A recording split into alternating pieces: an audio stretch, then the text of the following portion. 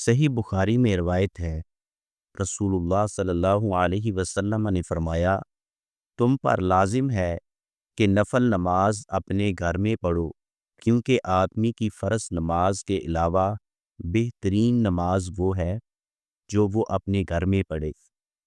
اس حدیث کا مطلب یہ ہے، فرض نماز مسجد میں اور نفل نماز گھر میں پڑھنے کا حکم ہے۔ گھر میں نفل پڑھنے سے انسان کا عمل خالص اللہ کے لیے رہتا ہے، کیونکہ وہاں کوئی دیکھنے والا نہیں ہوتا۔ گھر میں نفل نماز پڑھنے سے جنات، شیاطین بھاگ جاتے ہیں، جادو اور نظر بد کا اثر ٹوٹ جاتا ہے۔ جس گھر میں نماز، قرآن پاک اور ذکر الہی ہو، وہاں شیطان داخل نہیں ہوتا اور رحمت نازل ہوتی ہے۔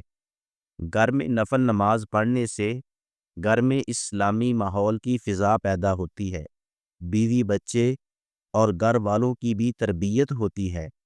گھر کا ماحول عبادت گاہ بن جاتا ہے، بچوں کے دل میں نماز کی محبت پیدا ہوتی ہے، حدیث پر بھی عمل ہو جاتا ہے، انسان کو اللہ کا قرب نصیب ہو جاتا ہے۔